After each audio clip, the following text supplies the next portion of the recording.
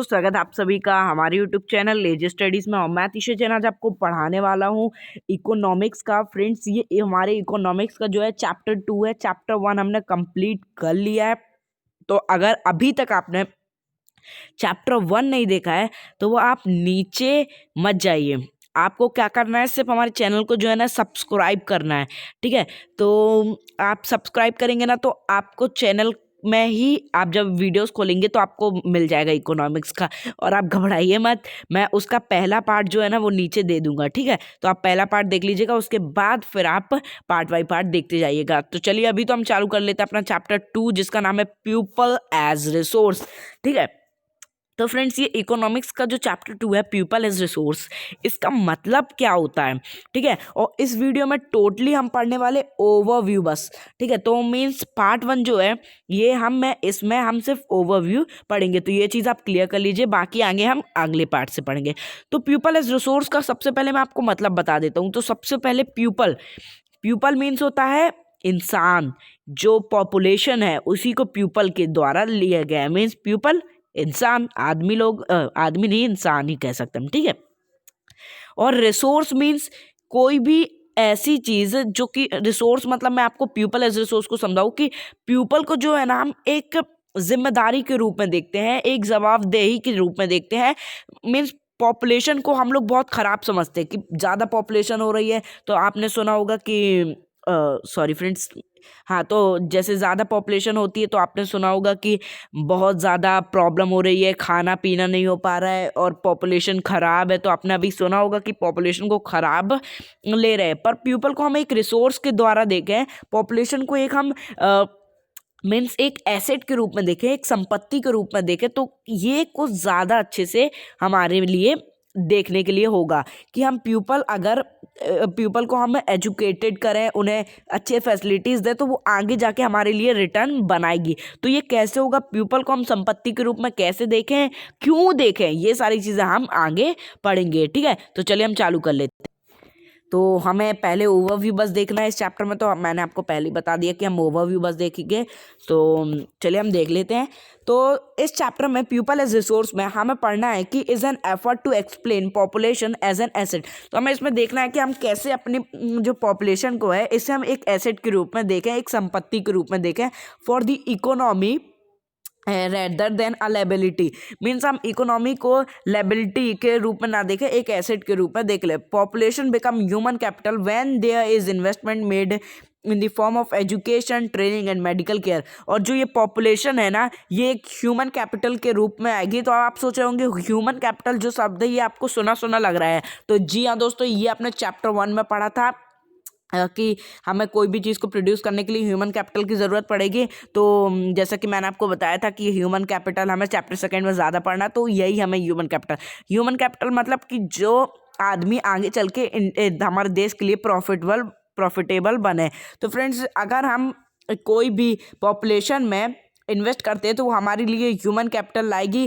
और इन्वेस्टमेंट कैसे करना है, कुछ पैसे नहीं देने, उनको पता है इन्वेस्टमेंट कैसे करना है कि हमें उन्हें एजुकेटेड करना है। जैसे ही वो पैदा हुए तो उन्हें मीन्स 3 साल की उम्र से हम पढ़ाने लगते हैं, तो हमें अच्छे से एजुकेशन देनी, बड़ी में भी, और उसे अच्छे ट्रेनिंग देनी है और उसे मेडिकल केयर देनी कि वो बीमार ना हो पाए, सारी ट्रेनिंग देनी है। तो फ्रेंड्स, ये हमारा ह्यूमन कैपिटल बन जाएगा, आगे चल के इन्वेस्टमेंट हो जाएगा, ठीक है। In fact, human capital is the stock of skills and productive knowledge embodies in them। और फ्रेंड्स, ह्यूमन कैपिटल एक स्किल्स का स्टॉक बन जाएगा, नॉलेज का स्टॉक बन जाएगा जो कि आगे हमारे काम आएगा।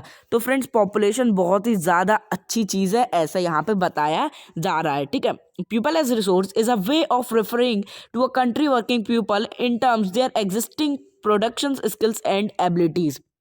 तो फ्रेंड्स, जो पीपल एज रिसोर्स है इसमें हमें पढ़ना है कि जो हमारी कंट्री में है ना, इसे हम अपन बोझ समझते हैं कि इसके एबिलिटीज़ को हम देख ही नहीं पा रहे हैं, ठीक है। मीन्स इसकी बुरी चीज़ों को ही देख रहे हैं, अच्छी चीज़ को हम देख ही नहीं रहे हैं। तो looking at the population from this productive except aspect emphasizes its ability to contribute to the creations of the gross national product। तो फ्रेंड्स अगर हम इस पर इन्वेस्टमेंट करेंगे ना तो जो हमारा ग्रॉस नेशनल प्रोडक्ट है ना ये बढ़ जाएगा। अब ग्रॉस नेशनल प्रोडक्ट क्या होता है कि कोई भी नेशन के द्वारा एक साल में कितना ज़्यादा पैसा कमाया जा रहा है, मीन्स कितना प्रोडक्शन हो रहा है, तो उसे हम टोटल करके ग्रॉस नेशनल प्रोडक्ट कहते हैं फ्रेंड्स। ठीक है, तो ये याद रखिएगा आप।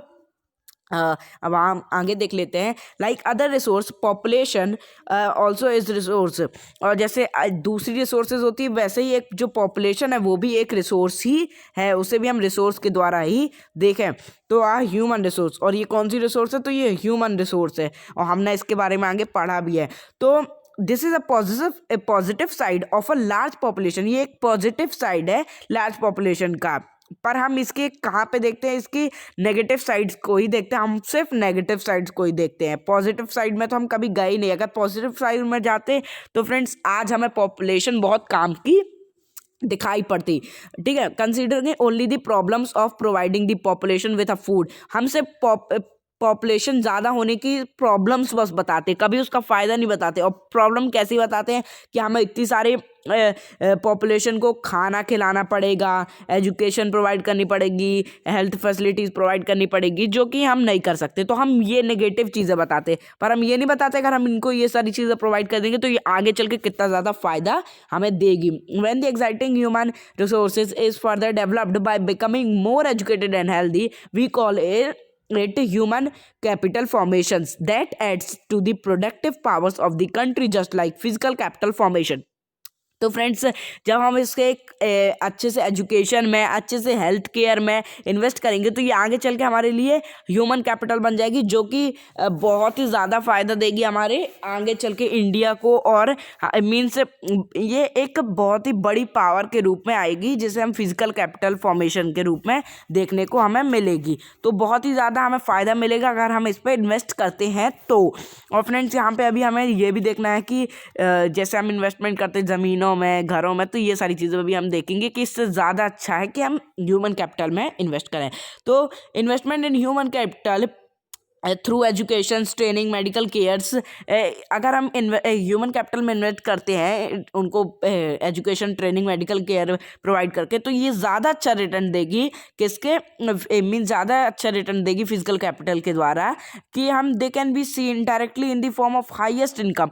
कि हम जैसे कि एक बंदे को अच्छा पढ़ा लिखा के कलेक्टर बना देते तो उसकी इनकम जो होगी वो बहुत ज़्यादा होगी और फिर आगे आने वाली पीढ़ी भी उससे अपने फादर से डिटरमाइन होगी और वो भी कलेक्टर ही बनेगी। मीन्स ऐसा श्योर नहीं है पर फिर भी पूरी कोशिश रहेगी कि कलेक्टर बनेगी, क्योंकि बचपन से ही ऐसा माहौल मिलता है। तो आगे चल के ऐसे पीढ़ी बाई पीढ़ी ऐसे होता जाता है फ्रेंड्स। ठीक है, तो बहुत अच्छा रिटर्न हमें मिलेगा फिजिकल कैपिटल के लिए देखने में कि उनकी इनकम जो होगी वो हाई हो जाएगी।